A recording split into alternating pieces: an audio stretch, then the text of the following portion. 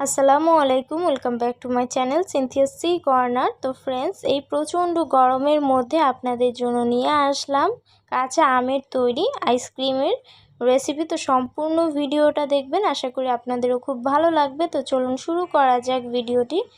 তো প্রথমে এখানে আমি মাঝারি সাইজের 3টা আম নিয়েছি, আর এটা উপরের দিক থেকে কিছুটা কেটে নিচ্ছি।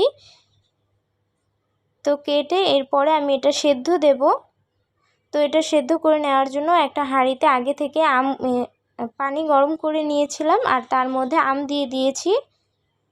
আর এটা আমি সেদ্ধ করে নিচ্ছি 10 থেকে 15 মিনিটের বেশি কিন্তু সময় লাগবে না। এরপরে পানিটা ঝরিয়ে এটা ঠান্ডা করে নিব। তো এটা ঠান্ডা করে নেওয়ার পরে কিন্তু আমের ছিলকাটা আমি সরিয়ে নিচ্ছি, আর এরপরে কিন্তু আমটা আমি ভালোভাবে ম্যাশ করে নেব। আর আমের ভেতরে থাকা আটিটা কিন্তু ফেলে দিচ্ছি। আর ফ্রেন্ডস, এই গরমের মধ্যে এই ঠান্ডা ঠান্ডা আইসক্রিম খেতে কিন্তু সবাই খুব বেশি পছন্দ করে থাকে। আর যেহেতু এটা ঘরে তৈরি, এটা অনেক বেশি হেলদি হবে সবার জন্য। তো এখানে আমি আমের পিউরি দিয়েছি 1/4 কাপ পরিমাণ পুদিনা, দিয়েছি 1/2 চা চামচ পরিমাণ বিট নুন, আর দিয়ে দিচ্ছি এখানে আমি 1 কাপ পরিমাণ চিনি গুঁড়া। এখানে চিনিটা ব্লেন্ডার করে এরপরে ব্যবহার করতে হবে, আপনারা পাটায় পিষেও নিতে পারেন। এরপরে এখানে আমি 1 কাপ পরিমাণ পানি দিয়েছি, আর এটা এবার ব্লেন্ডার জারে আমি ব্লেন্ড করে নিচ্ছি। তো এটা ব্লেন্ড করার পরে এটা দেখেই বুঝতে পারছেন এটা কত বেশি ঘন হয়েছে। এটা কিন্তু এরকম ঘনই থাকবে, তাহলে কিন্তু আইসক্রিমটা খেতে অনেক বেশি ভালো লাগবে। আর এখানে আমি একটু কালারিং করে নিচ্ছি, এর জন্য এখানে আমি গ্রিন কালারটা ব্যবহার করেছি। যেহেতু গ্রিন ম্যাঙ্গো আইসক্রিম বানাচ্ছি, এই কারণে ভাবলাম যে এটা একটু কালারিং করলে দেখতেও ভীষণ আকর্ষণীয় লাগবে। তো আপনারা চাইলে কিন্তু কালারটা পুরোপুরি স্কিপ করতে পারেন। আর এইখানে আমি এই রকমের মোল্ড ব্যবহার করছি আইসক্রিম। আপনারা কিন্তু ঘরে থাকা যে কোনো চায়ের কাপেও আইসক্রিমটা বানিয়ে নিতে পারেন। আর ফ্রেন্ডস, আপনারা যারা আমাদের চ্যানেলে নতুন রয়েছেন তারা প্লিজ আমাদের চ্যানেলটি সাবস্ক্রাইব করে আমাদের পাশেই থাকবেন। আর যারা ইতিমধ্যে সাবস্ক্রাইব করেছেন তাদেরকে জানাই অসংখ্য ধন্যবাদ আমাদের পাশে থাকার জন্য।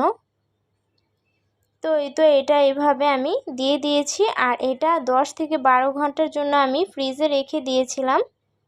আর তো এখানে আমি চায়ের কাপ ব্যবহার করছি, আপনারা যে কোনো প্লাস্টিকের কাপগুলো রয়েছে সেগুলো ব্যবহার করতে পারেন। আর তো এটার উপর থেকে আমি কিন্তু ফয়েল দিয়ে দিচ্ছি। ফয়েল দিয়ে পুরোটা খুব সুন্দরভাবে আমি কভার করে দিয়েছি। আর আপনারা চাইলে ফয়েলের পরিবর্তে কিন্তু ঘরে থাকা ওয়েস্ট যে পলিথিনগুলো রয়েছে সেগুলো ব্যবহার করতে পারেন, সেক্ষেত্রে কিন্তু কোনো সমস্যাই হবে না। আসলে এটা দেওয়া হয়েছে যাতে কাঠিটা ঠিক মাঝ বরাবর থাকে, এই কারণে। অন্য কিন্তু আর কোনো সমস্যা নেই। তো আপনারা চাইলে ইজিলি পলিথিন দিয়েও এই কাজটা করে নিতে পারেন। আর এখানে আমি যে আইসক্রিমের কাঠিটা ব্যবহার করব সেটা কিন্তু আপনারা যে কোনো দোকানে কিনতে পেয়ে যাবেন। তো মাঝখান থেকে এটা আমি একটু ফুটো করে নিচ্ছি, দেখতেই পাচ্ছেন। এর মধ্যে দিয়ে কিন্তু আমি আইসক্রিমের কাঠিটা দিয়ে দিব। ফ্রেন্ডস, আমাদের আজকের ভিডিও কেমন লেগেছে অবশ্যই কমেন্ট করে জানাবেন, আর ভালো লাগলে বাসায় ট্রাই করে দেখবেন, আর আমাদের ভিডিওতে একটি লাইক করে দিবেন। আর ফ্রেন্ডস ও ফ্যামিলির মধ্যে ভিডিওটি শেয়ার করে দিতে ভুলবেন না প্লিজ। তো এটা আমি সারা রাতের জন্য কিন্তু ফ্রিজে রেখে দিয়েছিলাম। আর এইটা নামানোর পর থেকেই কিন্তু আমার ছোট্ট ভাগ্নিটা ঘুরোঘুরি করছে যে আইসক্রিম খাবে। তো আমি এটা তাড়াতাড়ি করে একটা খুলে নিয়ে এরপরে তাকে দিচ্ছিলাম। আর এটা নিচে থেকে কিন্তু একটু গরম পানির মধ্যে ভিজিয়ে নিলেই কিন্তু খুব সহজে এটা খুলে নেওয়া যাবে। তো আপনারা অবশ্যই একটু গরম পানির মধ্যে দিয়ে এরপরে এটা খুলে নেবেন, নয়তোবা এটা টানাটানি করতে গেলে কিন্তু কাঠিটা ছুটে যেতে পারে। তো দেখতেই পাচ্ছেন এটাও কিন্তু খুব সহজে ডিমোল্ড করে নেওয়া গেছে। ফ্রেন্ডস, আজকের ভিডিও এই পর্যন্তই। দেখা হচ্ছে নেক্সট ভিডিওতে। আল্লাহ হাফেজ।